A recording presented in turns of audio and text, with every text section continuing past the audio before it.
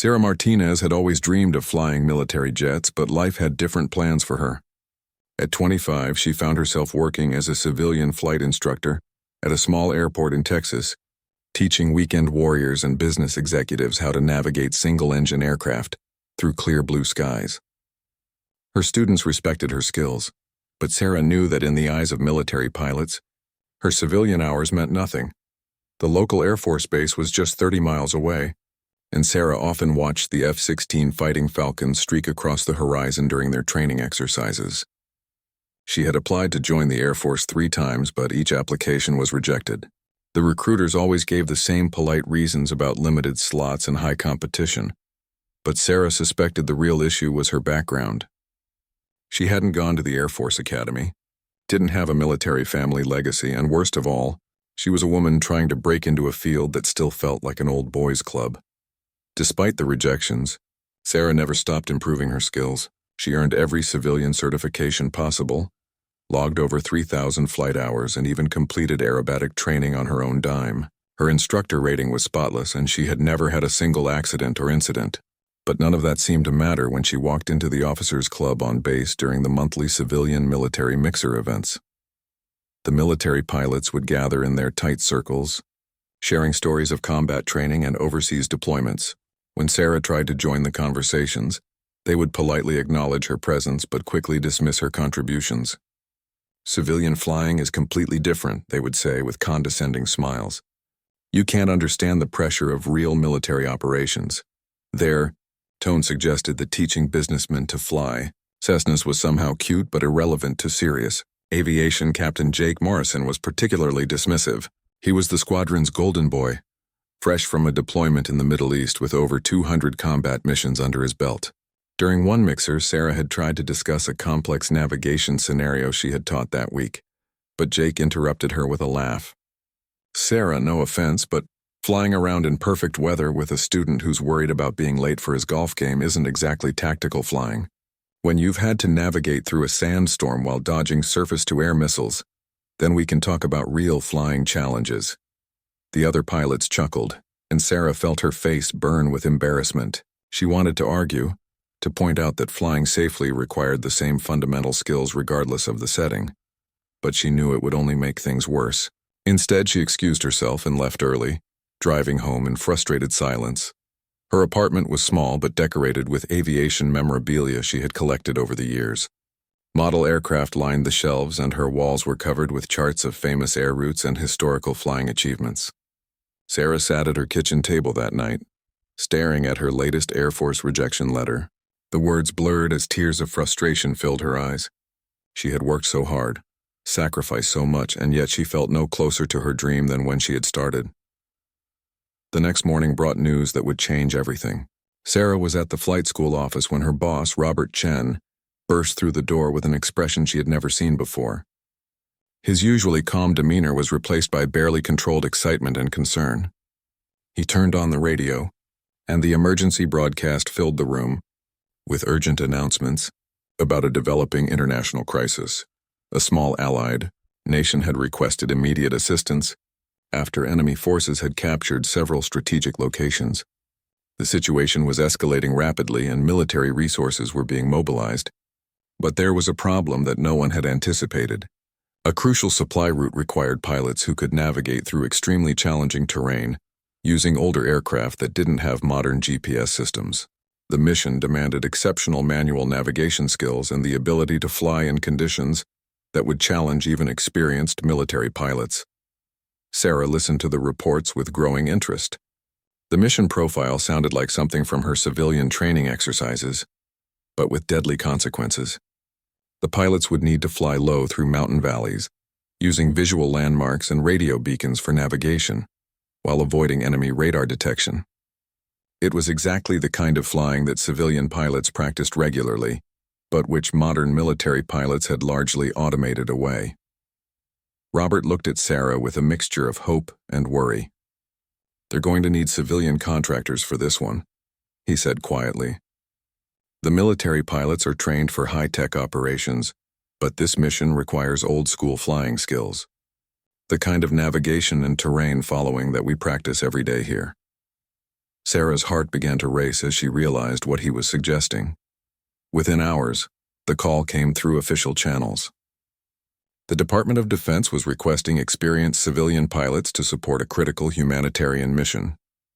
The requirements were specific: extensive experience with manual navigation, terrain following, and aircraft systems that didn't rely on satellite guidance. Sarah's qualifications matched perfectly, and for the first time in her career, her civilian experience was exactly what was needed. The irony wasn't lost on her. The same military pilots who had dismissed her civilian hours were now facing a mission that required precisely those skills they had mocked. While they had trained for high-altitude combat with sophisticated weapon systems, Sarah had spent years mastering the fundamental flying skills that this mission demanded. She had navigated through mountain valleys in bad weather, found her way using nothing but a compass and landmark references, and safely guided aircraft through challenging terrain that would make most pilots nervous. As Sarah prepared her application for the contractor position, she felt a mixture of excitement and vindication. This was her chance to prove that civilian flying wasn't just about teaching nervous students in perfect weather. Her thousands of hours of experience, her meticulous attention to detail, and her hard-earned skills were about to be put to the ultimate test. The military pilots who had looked down on her civilian credentials were about to discover that real flying ability wasn't measured by the uniform you wore, but by the skills you possessed and the courage to use them when it mattered most. The phone rang late that evening. Sarah answered to hear an official voice informing her that her application had been accepted. She was to report for briefing the next morning. As she hung up, Sarah looked out her window at the distant lights of the Air Force Base. Tomorrow, she would finally get the chance to show them what a civilian pilot could really do. The military briefing room felt different when Sarah walked in the next morning. Instead of being the outsider looking in, she was now part of the operation. The same pilots who had dismissed her civilian experience just weeks ago were seated around the conference table, but their attitudes had noticeably shifted. The emergency had a way of stripping away peacetime prejudices and focusing everyone on what really mattered: getting the job done. Colonel Patricia Williams, the mission commander, stood at the front of the room with maps and satellite images projected on the wall behind her. Sarah recognized her as one of the few female pilots who had always treated her with professional respect during the mixer events. The colonel's expression was grave as she began the briefing. "Ladies and gentlemen, this is Operation Lifeline. Our allied nation of Qataria has been invaded by hostile forces who have captured key infrastructure, including the main airport and most major roads. Thousands of civilians are trapped in remote mountain villages with limited supplies and no way to evacuate. The enemy has established air defense systems that make high-altitude flights extremely dangerous." Sarah studied the terrain maps as the colonel continued. The geography was challenging, with narrow mountain valleys, unpredictable weather patterns, and limited landing sites. The enemy had positioned their air defense systems to cover the obvious flight paths, leaving only low-level routes through treacherous terrain. It was exactly the kind of flying that required extensive experience with manual navigation and terrain following. Captain Morrison, who had been so dismissive of her civilian experience, raised his hand. "Ma'am, what about using our GPS-guided systems for precise navigation through the valleys?" The colonel shook her head. "Intelligence indicates the enemy has jamming capabilities that can disrupt GPS signals. All navigation will need to be done using traditional methods: compass headings, landmark recognition, and radio beacon triangulation." Sarah watched as several of the military pilots exchanged uncomfortable glances. Modern military aviation had become increasingly dependent on satellite navigation and automated systems. While these pilots were undoubtedly skilled in combat operations, many had limited experience with the kind of basic navigation techniques that civilian pilots used regularly. The sophisticated technology that made them so effective in conventional warfare was useless in this scenario. The aircraft assigned to the mission were older cargo planes and helicopters, chosen specifically because they could operate without GPS and had proven reliability in harsh conditions. Sarah recognized the models from her civilian training. She had flown similar aircraft dozens of times and knew their capabilities and limitations intimately. The military pilots were clearly less familiar with these older systems. During the technical briefing, the differences became even more apparent. When the instructor explained the navigation systems, Sarah found herself taking detailed notes not because the information was new, but because she wanted to understand the specific radio frequencies and beacon locations they would be using. Meanwhile, she noticed several military pilots struggling with concepts that were second nature to civilian aviators. Major Thompson, who had been friendly but patronizing toward Sarah in the past, leaned over during a break. "I have to admit, Sarah, this is more complicated than I expected. We usually just punch coordinates into the GPS and follow the computer." His tone was different now, carrying a note of respect that hadn't been there before. "How often do you fly without satellite navigation?" Sarah smiled. "Almost every day. It's part of basic civilian training. We practice radio navigation, pilotage, and dead reckoning regularly because we can't always rely on technology working perfectly." She pulled out her own navigation charts, which were covered with handwritten notes and measurements. "I update these constantly and practice flying these routes in different weather conditions." The briefing continued with intelligence updates about enemy positions and defensive capabilities. The hostile forces had sophisticated surface-to-air missile systems, but they were primarily designed to target high-altitude aircraft. Flying low through the mountain valleys would avoid most of these threats, but it required precise navigation and split-second decision-making. One wrong turn could lead a pilot into a dead-end canyon or directly into enemy fire. Weather was another critical factor. The mountain region was known for sudden storms and rapidly changing conditions. Cloud cover could drop to tree level without warning, and wind patterns in the valleys were unpredictable. This was exactly the kind of challenging weather flying that civilian pilots encountered regularly, but which military pilots often avoided due to their sophisticated equipment and flexible mission planning. Sarah raised her hand during the weather briefing. "What's our backup plan if we encounter unexpected cloud cover in the valleys?" The meteorologist looked at his charts. "Standard procedure would be to return to base and wait for better conditions." Sarah shook her head. "That might not be an option if we're carrying critical supplies or evacuating wounded civilians." "Do we have alternate routes mapped?" Colonel Williams looked impressed. "Excellent point, Martinez. What do you suggest?" Sarah moved to the map and began tracing potential alternate routes. Her civilian experience in flying through challenging weather had taught her to always have multiple options available. "We could use these secondary valleys here and here. They're narrower and more challenging, but they stay below the typical cloud base even in bad weather." The room fell silent as the military pilots studied her proposed routes. Captain Morrison finally spoke up. "Those passages look extremely tight. The margin for error would be minimal." Sarah nodded. "That's true, but civilian pilots practice precision flying in confined spaces regularly. It's part of our standard training because we often have to operate from small airports with obstacles nearby."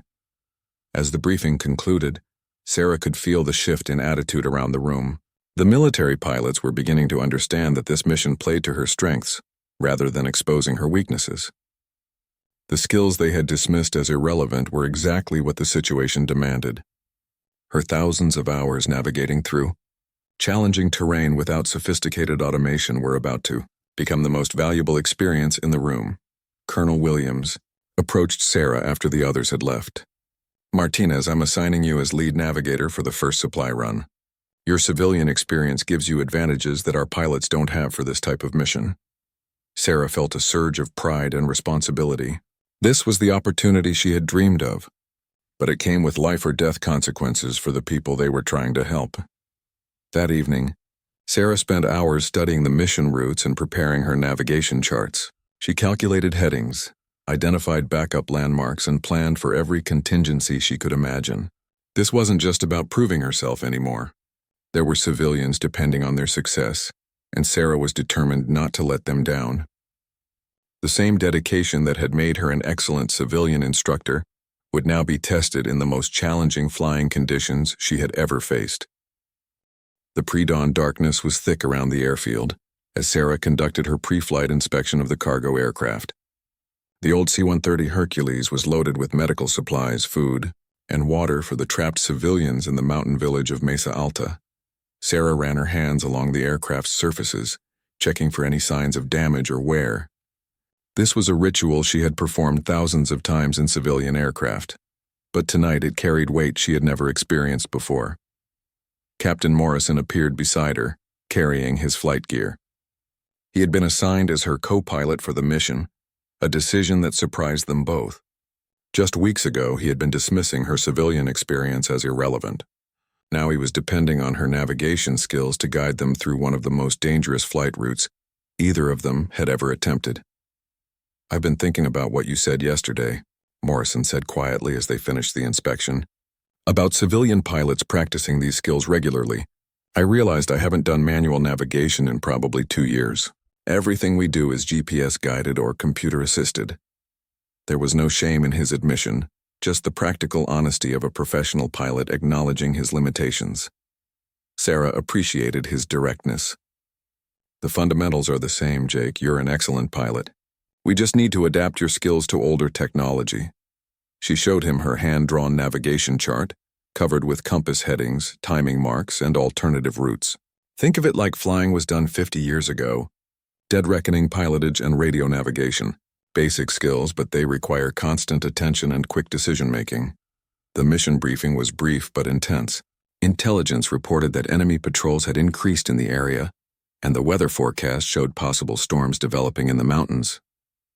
Their window for the flight was narrow, and there would be no second chances if something went wrong. Colonel Williams wished them luck, but Sarah could see the concern in her eyes. This was uncharted territory for everyone involved. As they taxied to the runway, Sarah felt the familiar calm that always settled over her before a challenging flight. This was what she had trained for, even if she hadn't known it at the time. Every difficult navigation exercise, every flight through bad weather, every careful calculation and backup plan had prepared her for this moment. The aircraft felt solid beneath her hands as she ran through the pre-takeoff checklist with Morrison. The takeoff was smooth, but as soon as they turned toward the mountains, the real work began. Sarah had plotted their course to avoid the main valleys where enemy air defenses were concentrated. Instead, they would follow a winding route through secondary passages, using terrain features to mask their approach. The GPS system was turned off to prevent any possibility of enemy electronic warfare detecting their signals. 20 minutes into the flight, Sarah began her first navigation check. She identified a distinctive ridge formation on the horizon and compared it to her chart. "We're right on course," she told Morrison. "The next checkpoint is that radio beacon coming up on the left." Morrison was impressed by her confidence. She seemed to know exactly where they were at every moment, using techniques he had learned in flight school but rarely practiced. The weather began to deteriorate as they approached the mountains. Cloud cover was building rapidly and visibility was decreasing. This was exactly the kind of situation that would normally force a military mission to abort and return to base. But Sarah had faced similar conditions countless times in her civilian flying. She adjusted their altitude to stay below the cloud base and identified alternate routes in case their primary path became unusable. "Sarah, this is getting pretty marginal," Morrison said as they entered the first mountain valley. The walls rose steeply on both sides, and the cloud ceiling was dropping toward the ridge tops. Sarah remained calm, constantly checking her chart and timing their progress. "We're fine as long as we stay in this valley. If the clouds force us lower, we can take the alternate route through the Eastern Passage." What Morrison didn't realize was that Sarah had flown this type of route dozens of times during her civilian training. Mountain flying was a specialty she had developed because it challenged her skills and prepared her for unexpected situations. She knew how to read the subtle signs that indicated changing weather patterns and how to adjust their course to maintain safe clearance from terrain. As they penetrated deeper into enemy territory, Sarah's navigation became even more critical. They needed to avoid known air defense positions while maintaining precise timing to reach their destination during the planned window. The margin for error was minimal, and any mistake could expose them to enemy fire or cause them to miss their target entirely. The radio crackled with an update from intelligence. "Lifeline 1. Be advised that enemy patrols have been reported in Sector 7. Recommend alternate routing if possible." Sarah quickly consulted her chart and identified a detour that would add only 10 minutes to their flight time. "We can swing east through the Serpent Valley," she told Morrison. "It's narrower, but it keeps us clear of the patrol area." Morrison looked at the new route on the chart and felt his stomach tighten. The valley was barely wide enough for their aircraft, with steep walls and multiple turns that would require precise flying. Are you sure about this, Sarah? That passage looks incredibly tight. Sarah was already calculating the new headings and timing. I've practiced similar routes in civilian aircraft. The key is maintaining exact airspeed and staying centered in the valley. Trust the navigation and fly smoothly. As they entered the Serpent Valley, Morrison understood why it had earned its name. The passage twisted and turned through the mountains like a snake, requiring constant course corrections and careful attention to terrain clearance. Sarah called out heading changes with calm precision, her voice steady despite the challenging conditions. Turn left to heading 270. Hold that for 30 seconds, then right to 315. The walls of the valley seemed to close in around them as they flew deeper into the passage. Morrison had to force himself to trust Sarah's navigation, as she guided them through turns he couldn't see until the last moment. This was flying unlike anything he had experienced in his military career. Every decision had to be made quickly and executed perfectly, with no room for hesitation or second-guessing. There's our exit point, Sarah announced as a gap in the ridgeline appeared ahead. They emerged from the valley into a broader area, but Sarah's work was far from over. The final approach to Mesa Alta would be the most dangerous part of the mission, requiring them to descend into a narrow mountain valley where enemy forces might be waiting. Sarah checked her watch and confirmed their timing. They were exactly on schedule, thanks to her precise navigation through the challenging terrain. The valley containing Mesa Alta opened before them like a hidden world carved into the mountains. Sarah could see the small village nestled against the far wall, its buildings barely visible among the rocky terrain. But her attention was focused on the improvised landing strip that had been carved out of a mountain meadow. It was shorter and narrower than any runway she had ever used, with a steep approach that would challenge even her considerable skills. Jesus, Sarah, that's not a runway. That's a postage stamp, Morrison said as he studied the landing area through binoculars. The strip was barely long enough for their aircraft, with no room for error in either direction. Trees and boulders marked the boundaries, and the approach required a sharp turn around a rock formation that blocked their view until the last moment. Sarah was already calculating the approach parameters in her head. This was exactly the kind of challenging landing that civilian pilots practiced regularly at small mountain airports. While military pilots were accustomed to long, well-maintained runways with sophisticated approach systems, civilian aviators often had to land at strips that were barely more than cleared fields. We'll need to come in steep and slow, she told Morrison. Full flaps, minimum speed, and be ready to add power if we're not exactly on target. As they circled the area to set up their approach, Sarah's trained eye caught something that made her blood run cold. Fresh tire tracks in the dirt led away from the village toward a cluster of rocks that provided perfect concealment. She grabbed her binoculars and focused on the area. The glint of metal among the stones confirmed her worst fears. Enemy soldiers had positioned themselves to ambush any aircraft attempting to land. "We've got company," Sarah announced, pointing toward the concealed position. Enemy forces with what looks like shoulder-fired missiles. Morrison swore under his breath as he spotted the threat. Military pilots were trained to deal with surface-to-air missiles, but usually from high altitude with sophisticated countermeasures. This was different. They would be slow, low, and completely vulnerable during their landing approach. Sarah's mind raced through possible solutions. Aborting the mission would mean the villagers would go without critical supplies, but attempting to land under these conditions was essentially suicide. Then she remembered a technique she had learned during her civilian aerobatic training, a combat approach that used the terrain itself as protection from ground-based threats. "I have an idea," Sarah said, studying the topography around the landing strip. "We can use that ridgeline to mask our approach until the last second. Come in from the north, staying below the ridgetop, then pop up and dive for the runway. They won't have time to lock onto us with missiles if we do it right." Morrison looked skeptical. "Sarah, that's an incredibly aggressive maneuver. One mistake and we'll hit the ridge or overshoot the runway." Sarah was already planning the approach in detail. "I've practiced similar techniques during aerobatic training. The key is precise timing and energy management. We'll have one chance to get it right." They climbed to position themselves for the approach, staying well clear of the enemy position. Sarah explained the maneuver to Morrison step by step. They would approach the ridge at high speed, then pull up sharply to clear the rocks by just a few feet.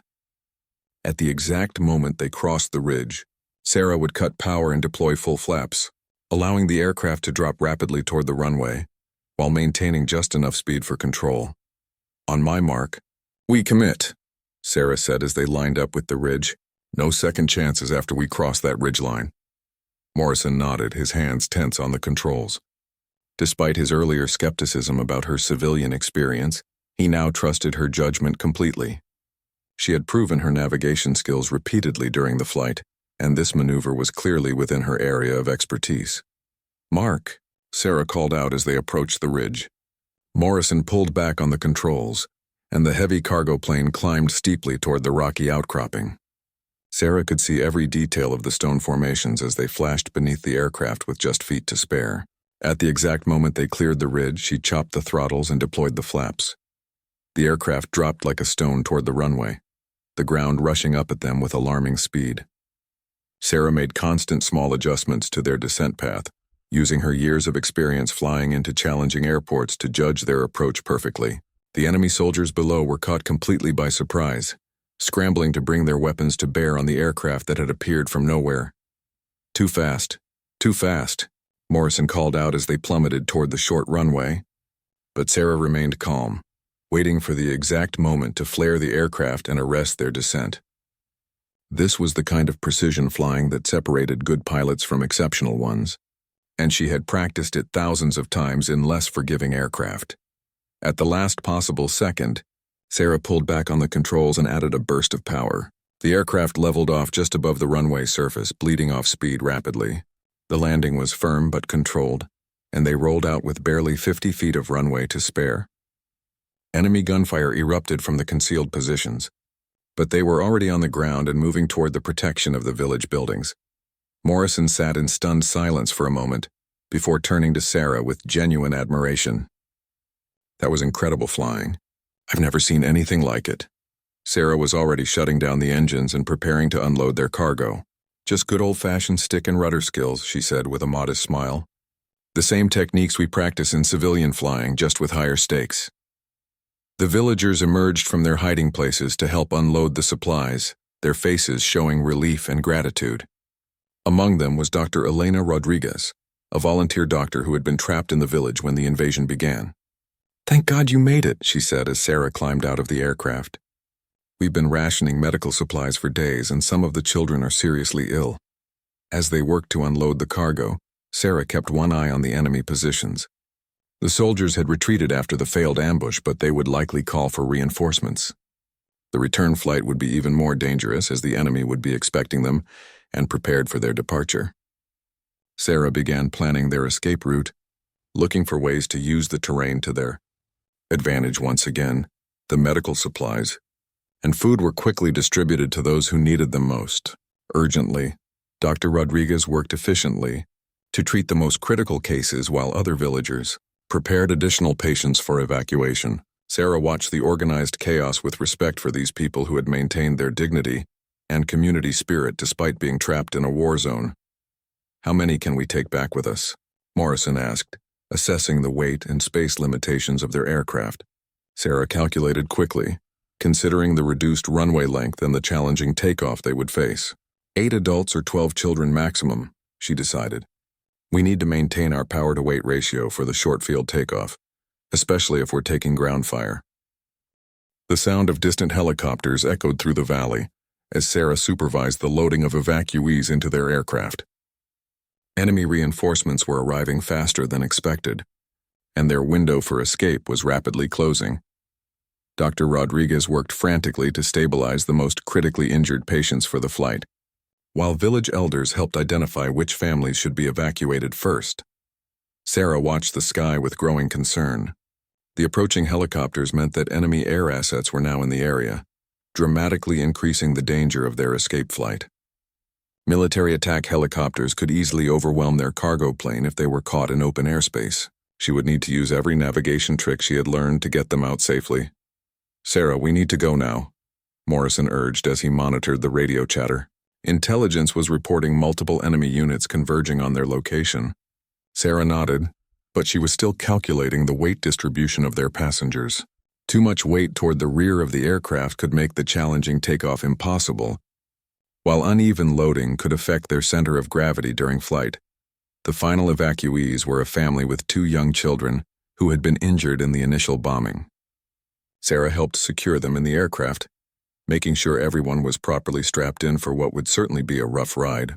The elderly village leader, Carlos Mendez, pressed a small wooden cross into her hand as she prepared to close the cargo door. "Fly like the angels, señorita," he said with tears in his eyes. "You are bringing our children to safety." Sarah squeezed his hand, understanding the weight of responsibility he was placing on her shoulders. These weren't just passengers. They were someone's entire world, and their survival depended on her ability to navigate through increasingly hostile airspace. As Sarah completed her pre-takeoff checks, she could hear the enemy helicopters getting closer. The short runway that had challenged her landing skills would now test her takeoff abilities under the worst possible conditions. With the aircraft at maximum weight and enemy forces approaching, she would need to execute a perfect short-field takeoff while potentially under fire. Morrison was visibly nervous as he scanned the instruments. "Sarah, those helicopters will be here in less than 5 minutes. If we're still on the ground when they arrive..." He didn't need to finish the sentence. Sarah understood the implications perfectly. She had one chance to get this right, with no margin for error and no opportunity for a second attempt. "Trust the airplane and trust the training," Sarah said calmly, as she advanced the throttles. This was the same advice she had given to countless nervous students during their first challenging takeoffs, but now it applied to a life-or-death situation. The engines spooled up to full power, and Sarah released the brakes. The heavily loaded aircraft accelerated slowly down the short runway, eating up precious distance as it struggled to reach takeoff speed. Sarah had calculated the exact point where they needed to be airborne to clear the trees at the far end, and they were approaching that mark with alarming speed. The airspeed indicator crept upward, but not fast enough for Morrison's comfort. "We're running out of runway," Morrison said tensely, his eyes fixed on the rapidly approaching tree line. Sarah remained focused on her instruments and the feel of the aircraft.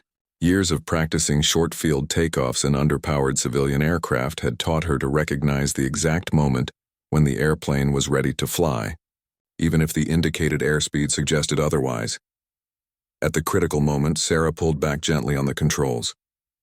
The aircraft lifted off with just meters to spare, climbing slowly over the trees while maintaining the minimum speed necessary for flight. It was a textbook short-field takeoff executed under the most demanding conditions possible. Morrison exhaled slowly, realizing he had been holding his breath during the entire maneuver. But their challenges were just beginning. As they climbed away from the valley, Sarah spotted the enemy helicopters approaching from the east. The attack aircraft were fast and maneuverable, designed specifically to hunt down slow-moving targets like their cargo plane. Sarah needed to use the mountainous terrain to break visual contact and escape before the helicopters could engage them with missiles. There, Sarah pointed to a narrow canyon that cut through the mountains toward their escape route. "We can lose them in that ravine if we stay low enough." Morrison studied the passage with alarm. It was even narrower than the valleys they had navigated on their inbound flight, with barely enough room for their wingspan between the rocky walls. Sarah was already descending toward the canyon entrance, using techniques she had learned from aerobatic flying to rapidly lose altitude while maintaining control. The canyon would provide protection from the helicopters, but only if they could navigate its twisting passage without hitting the walls. This was flying that required absolute precision and split-second timing. As they entered the canyon, the rock walls rose up on both sides, creating a natural tunnel that blocked out most of the sky above. Sarah called out course corrections to Morrison, while simultaneously monitoring their position relative to the canyon walls. "Left 10 degrees, hold it, now right 15 degrees. Her voice remained calm, despite the incredible difficulty of the maneuver. The evacuees in the cargo compartment had no idea how close they were to disaster. Dr. Rodriguez kept the injured patient stable while trying to remain calm herself. She could hear the engines echoing off the canyon walls and feel the aircraft banking sharply as it followed the winding passage. Through the small windows, she caught glimpses of rock formations flashing past at what seemed like impossible speeds. Behind them, the enemy helicopters had reached the canyon entrance, but couldn't follow the cargo plane into the narrow passage. Their pilots were skilled, but they weren't trained for the kind of precision flying that Sarah was demonstrating. The canyon was too dangerous for their aircraft to enter at high speed. forcing them to circle above while hoping to catch the cargo plane when it emerged. Sarah anticipated this problem and had already planned a solution. Instead of exiting the canyon at its obvious endpoint, she would take a branch passage that led to a different valley system. The enemy helicopters would be waiting at the wrong location, while she escaped through an alternate route. This was the kind of tactical thinking that came from years of planning backup options during civilian flight training. "Where does this passage lead?" Morrison asked as they approached a fork in the canyon. Sarah consulted her hand-drawn chart, which showed details that weren't available on standard aviation maps. "It connects to the Perdido Valley system. Longer route, but it keeps us hidden from those helicopters until we're well clear of their operational area." The branch passage was even narrower than the main canyon, requiring Sarah to maintain perfect centerline control while navigating through several sharp turns. Morrison watched in amazement as she flew the heavy cargo plane through spaces that seemed barely wide enough for a small private aircraft. Her civilian training in precision flying was proving invaluable in conditions that would challenge any pilot. 20 minutes later, they emerged from the canyon system into open airspace with no sign of the enemy helicopters. Sarah had successfully used her knowledge of terrain navigation and precision flying to outmaneuver sophisticated military aircraft. The evacuees were safe, the mission was complete, and they were heading home with proof that civilian flying skills could be just as valuable as military training in the right circumstances. As they climbed to a safer altitude for the return flight, Morrison turned to Sarah with newfound respect. "I owe you an apology," he said quietly. "Everything I said about civilian flying being irrelevant was completely wrong. What you did back there was some of the finest flying I've ever seen." Sarah smiled, but her attention remained focused on navigation and monitoring for any additional threats. The mission wasn't over until they were safely back at base. The return flight to base should have been routine, but Sarah knew better than to let her guard down. Enemy forces in the region were now fully alert to their operations, and intelligence reports indicated that surface-to-air missile batteries had been repositioned to cover the likely return routes. The same navigation skills that had gotten them safely to Mesa Alta would now be tested under even more challenging conditions. Dr. Rodriguez moved carefully through the cargo compartment, checking on her patients during the flight. The injured children were stable, but they needed advanced medical care that was only available at the military hospital near the base. Sarah felt the weight of responsibility, knowing that any delay or navigational error could cost these innocent lives. Morrison was monitoring the radio frequencies, listening for any signs of enemy activity. The communications traffic indicated that hostile forces were actively searching for their aircraft, coordinating between ground units and air assets to establish an intercept. "Sarah, they know we're out here," Morrison reported. "Intelligence says they've got mobile missile units positioned along the main corridor we used this morning." Sarah had anticipated this possibility and had already prepared alternate routing options. During her civilian career, she had learned never to use the same flight path twice when conditions were changing rapidly. Weather, terrain, and now enemy activity all required constant adaptation and backup planning. "We'll take the southern route through the Diablos Mountains," she decided. "It's longer and more challenging, but they won't expect us to use that approach."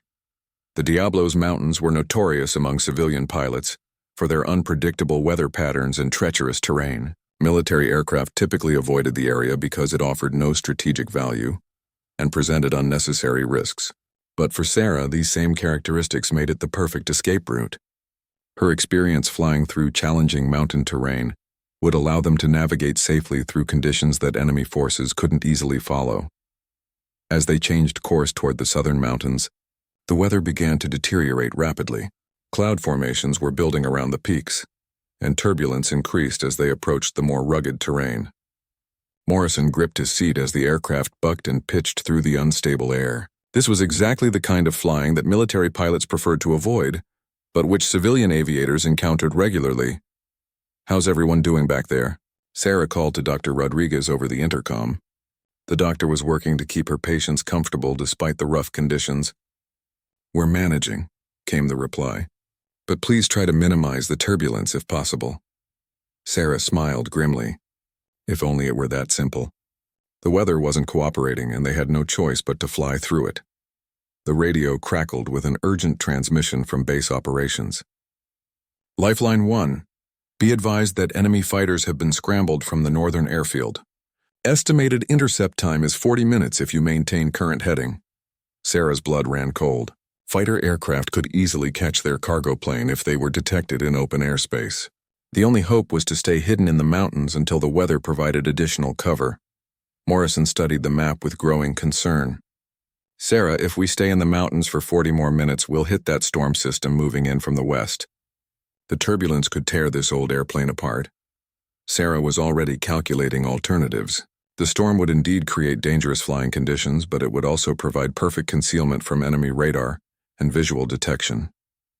We're going to thread the needle, Sarah announced. Fly along the edge of the storm system, using the clouds for cover while staying clear of the worst turbulence. It was a technique she had used many times during civilian flights, riding the edge of weather systems to avoid delays while maintaining safety margins. Military pilots typically avoided such tactics because they had other options available. As they approached the storm front, Sarah could see the towering thunderheads building to dangerous heights. Lightning flickered within the clouds, and the turbulence was already making the aircraft difficult to control. But there was a narrow corridor between the worst of the storm and the clear airspace where enemy fighters would be searching for them. Sarah adjusted their altitude and heading to stay within the protective corridor. The flying was demanding, requiring constant attention to maintain their position relative to the storm clouds while avoiding the most severe turbulence. Morrison watched in fascination as she seemed to read the weather patterns instinctively, making small course corrections that kept them in the perfect position. How do you know where the safe air is? Morrison asked as they rode the edge of the storm system. Sarah pointed to subtle visual cues in the cloud formations. See how the clouds are structured differently here? This indicates where the updrafts and downdrafts are located. Civilian pilots learn to read these signs because we don't always have sophisticated weather radar to guide us. The technique was working perfectly. Their aircraft was invisible to enemy radar due to the storm interference, while the cloud cover prevented visual detection from above. But Sarah knew they couldn't maintain this position indefinitely. The storm was intensifying, and eventually they would need to break away toward their destination before the weather became too dangerous to handle. 20 minutes into their storm-edge flight, Sarah spotted a gap in the cloud cover that would allow them to escape toward base. But as they prepared to leave the protection of the storm system, Morrison noticed something alarming on his instruments. Sarah, I'm showing engine temperature rising on number 2. The prolonged flight through this rough air is putting extra stress on the engines. Sarah quickly assessed the situation. The aging cargo aircraft wasn't designed for extended flight in severe turbulence, and the engines were showing signs of strain. They needed to reach base soon, but the engine problem meant they couldn't afford any further delays or detours. The margin for error was disappearing rapidly. We're going to make a direct run for base, Sarah decided. It's risky because we'll be exposed to enemy detection, but we can't afford to baby this engine much longer. She plotted the most direct course to their destination, calculating the time and fuel required. They would have one chance to make it home before either the engine failed or enemy fighters found them. As they broke away from the storm system and headed toward base, Sarah felt the familiar calm that settled over her during critical moments. This was what all her training had prepared her for, making life or death decisions under pressure while maintaining the skills necessary to execute them perfectly. The civilian experience that others had dismissed was about to be tested in the most demanding circumstances possible. The base appeared on the horizon, just as Morrison confirmed that enemy fighters were approaching their area. Sarah began their descent toward the runway, knowing that the next few minutes would determine whether their mission was a complete success or a tragic failure.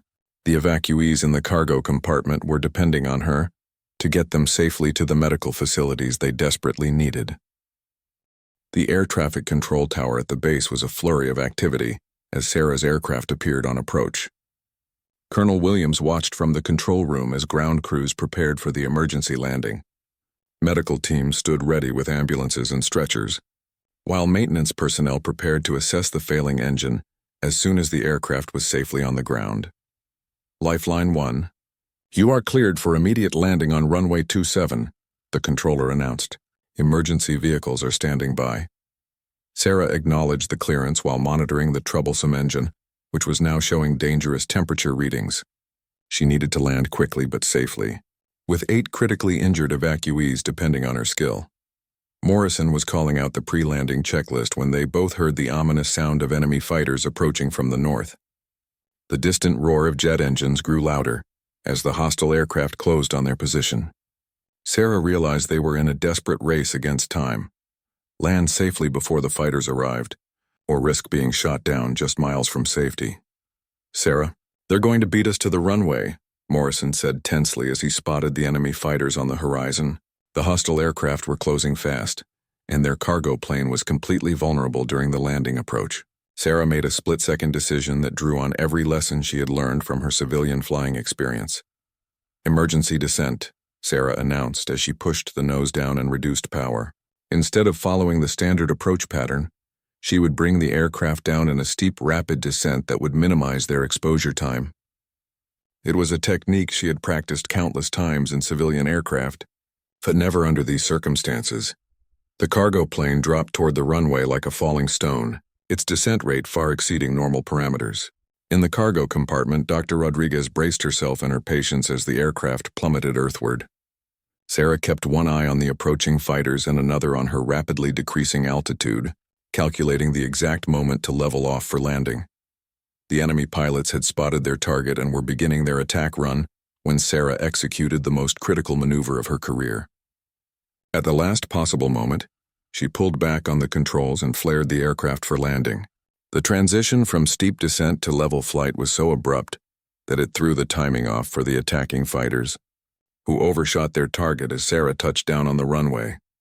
The landing was harder than usual due to their steep approach, but the aircraft held together and rolled safely down the runway. Sarah immediately applied maximum braking and reverse thrust, bringing them to a stop just as the enemy fighters screamed overhead. Too fast and too low to attempt another attack pass before base defenses engaged them. Ground crews swarmed the aircraft as Sarah shut down the engines. The failing engine was smoking and clearly needed immediate attention, but they had made it safely home. Medical teams rushed to evacuate the injured passengers, with Dr. Rodriguez coordinating their transfer to waiting ambulances. Within minutes, the evacuees were on their way to the base hospital for the advanced medical care they desperately needed. Colonel Williams was the first to greet Sarah as she climbed out of the aircraft.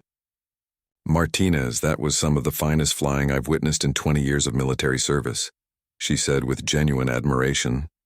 "Your navigation skills and emergency procedures saved not only your own lives, but the lives of 8 civilians who would have died without your mission." Word of Sarah's success spread quickly through the base. The same military pilots who had dismissed her civilian experience just days ago now gathered around to hear details of the mission. Captain Morrison, who had witnessed her skills firsthand, became one of her most vocal supporters, describing her navigation and flying abilities to anyone who would listen. "I was wrong about civilian pilots," Morrison admitted to a group of his squadron mates. Sarah's experience gave her capabilities that none of us had. She could navigate without GPS, land on impossible runways, and fly through weather that would ground most of us. Her civilian training wasn't a limitation. It was exactly what the mission required. The transformation in attitudes was remarkable. Military pilots who had previously seen civilian flying as inferior now recognized it as a different but equally valuable skill set.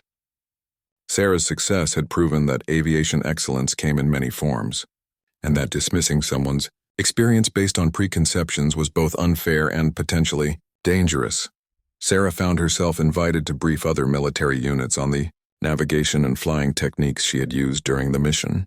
Her civilian experience, once seen as irrelevant, was now viewed as a valuable resource that could enhance military training programs.